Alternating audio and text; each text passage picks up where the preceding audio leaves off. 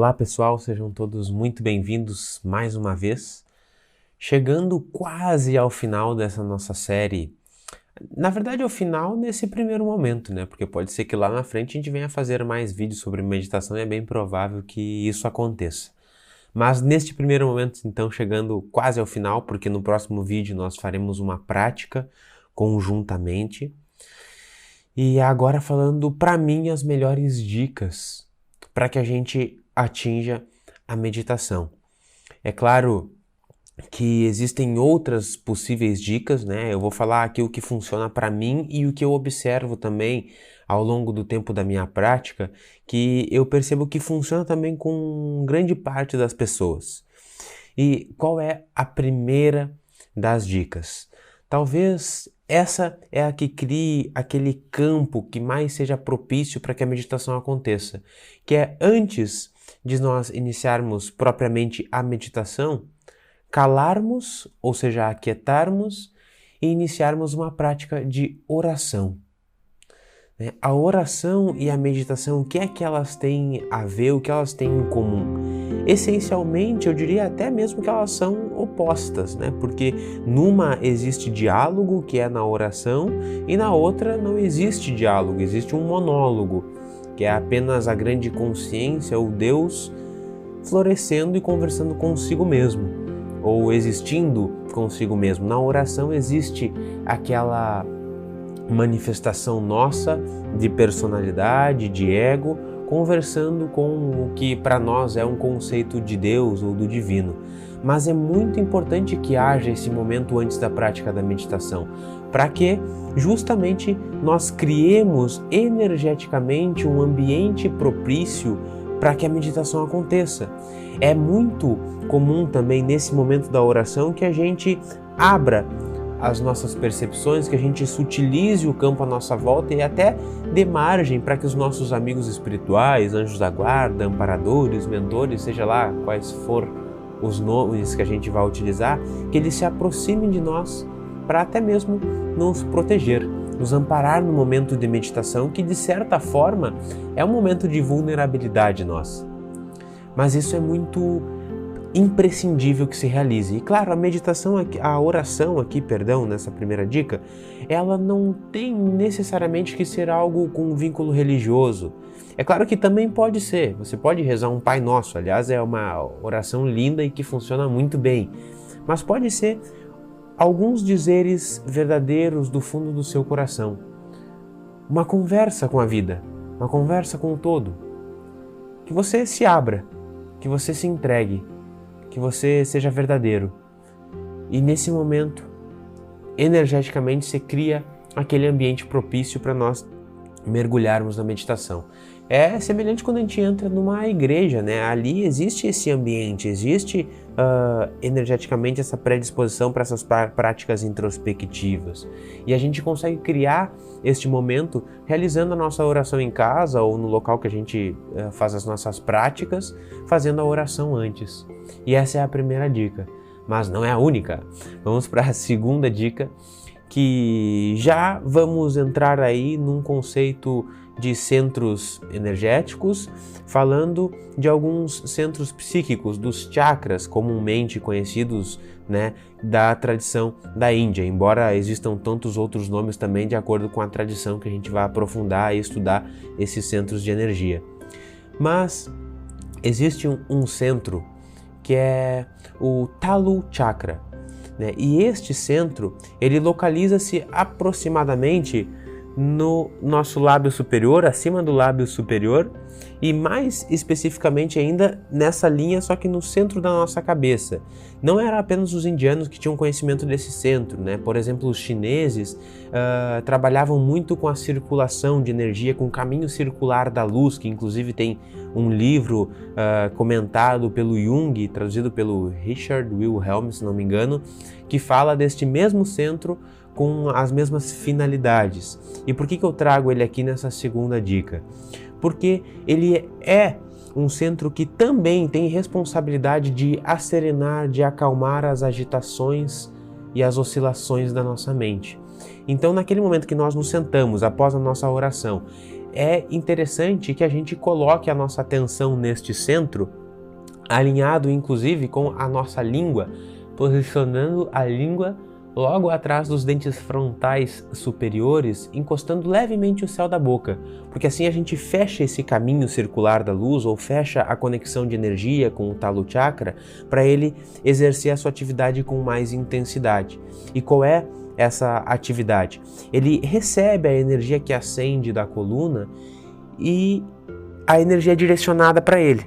Só que ele está abaixo, por exemplo, do Ajna Chakra ou dos outros chakras mais superiores que existem aqui na nossa cabeça, que são diversos e que também pegam a energia, ou prana, ou chi, para ativar a nossa mente.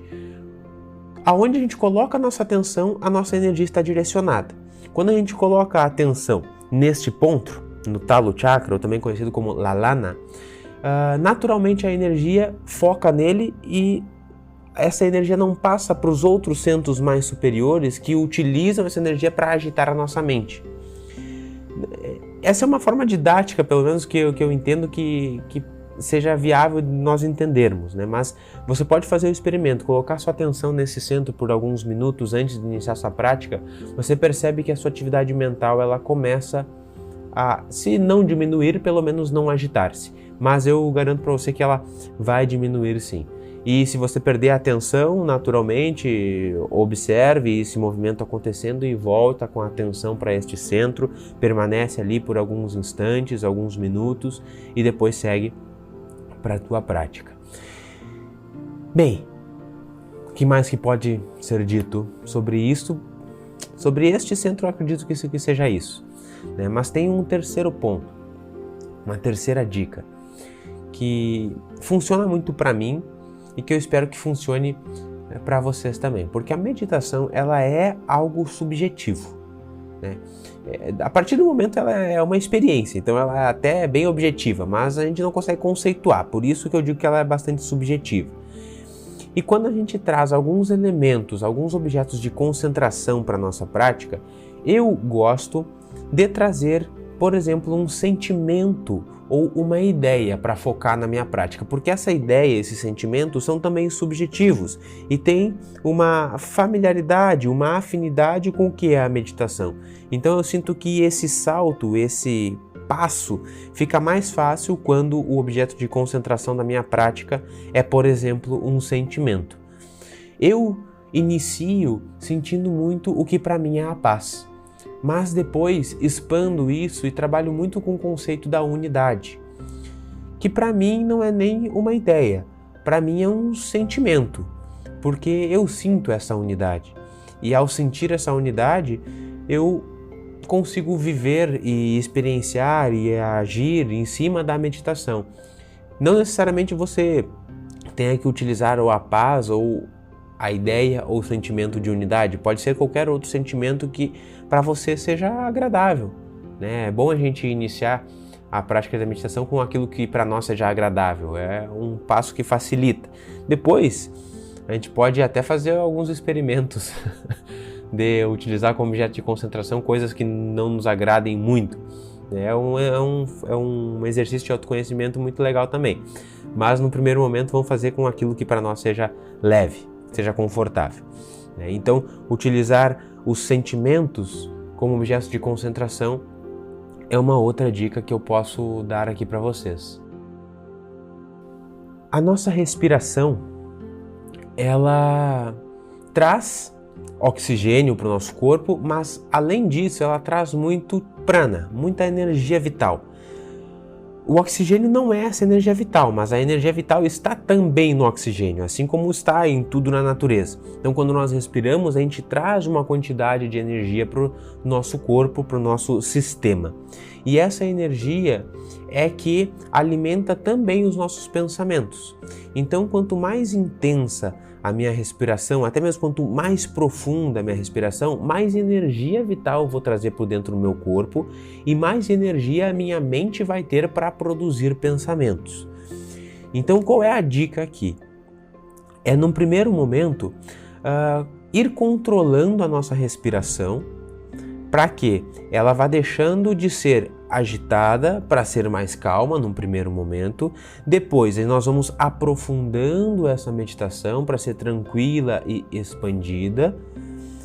Há aqui já uma outra dica que é importante ou melhor, facilita, mas é importante sim, que a nossa expiração seja um pouco mais extensa do que a nossa inspiração.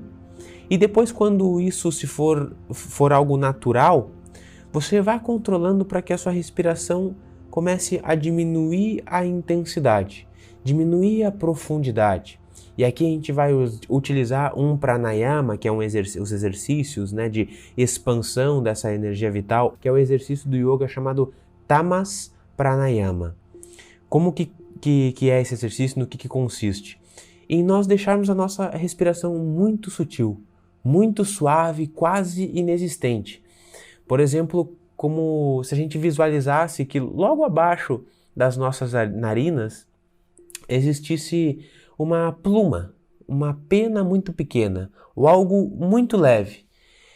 E o exercício é nós inspirarmos e expirarmos com o máximo de suavidade e sem muita profundidade para que não movimentemos esta pluma que está no nosso lábio superior e que está recebendo o ar das nossas narinas. Quando a gente vai diminuindo a nossa respiração, nós vamos diminuindo também o nível de energia vital para nossa mente utilizar para produzir pensamentos. Então isso é uma boa dica para diminuir a atividade mental, né? Para focar muito a nossa concentração. É claro que tem um limiar, né? Pode ser que a gente tenha oxigênios de menos e até nos engasguemos. Então a gente tem que encontrar um equilíbrio nesse ponto, né? Um ponto que seja confortável, mas que ao mesmo tempo seja o máximo suave possível, o máximo de tranquilidade possível. Foram algumas dicas, não sei exatamente quantas eu já falei. Me recordo agora de uma outra que inclusive ouvi de um amigo, grande amigo, Yuri. Tem aqui o canal dele no YouTube, o Atma Vidya, você pode acompanhar. Aliás, outra dica, inclusive para meditação, porque ele tem vídeos de meditação lá. E que a primeira vez que eu escutei essa proposta foi dele lá no canal dele, que é uma mentalidade pré-meditação. Que quando nós vamos nos encaminhar para a nossa prática, é interessante que a gente mantenha um estado mental de renúncia, de abandono de tudo e inclusive de que estejamos caminhando para a nossa morte. É um pouco desafiador para o ego, para a mente, pensar que vai morrer, porque ele não quer morrer, ele acha que após a morte acaba tudo, mas isso funciona muito, porque às vezes a gente vai meditar, mas tem aquela ideia de que, por que eu vou meditar? Eu vou meditar para depois o meu trabalho render mais, para eu estar mais tranquilo no meu dia, porque depois eu vou num shopping, o shopping é conturbado, eu preciso estar tranquilo. Não, mas aqui que vem essa outra dica, né? Quando nós adotamos essa mentalidade de caminhar para a nossa morte, porque nós vamos, com a meditação, entrar num plano de unidade, e unidade não existe mais a manifestação, a dualidade, que é essa nossa manifestação também, então, de certa forma, nós vamos experienciar a morte, predispõe com que a gente chegue mais rápido nesse estado de unidade, nessa vibração una, nessa grande integração com a natureza, integração com o cosmos, com Deus. Eu experienciei, fiz uso dessa técnica que o Yuri compartilhou com a gente lá no canal dele e senti muitos bons resultados. Pode ser que no primeiro momento gere um pouco de ansiedade, principalmente se a gente for muito apegado à nossa mente, né? Porque ela não vai gostar dessa ideia de deixar de existir, de morrer, mas para a finalidade da meditação ajuda e muito. Então estas foram algumas dicas que eu entrego, compartilho aqui para vocês, que para mim funcionam e que eu espero também que sirvam para vocês. Deixe aqui embaixo suas perguntas, seus comentários para a gente ir conversando. Deixa o like também para essas dicas, esse vídeo chegar a mais pessoas. Inscreva-se no nosso canal se ainda não for inscrito. E espero que coloquem em prática todas essas dicas. Então é isso, pessoal. Boas práticas. Nós nos vemos nos próximos vídeos. Um grande abraço, fiquem na paz e até mais.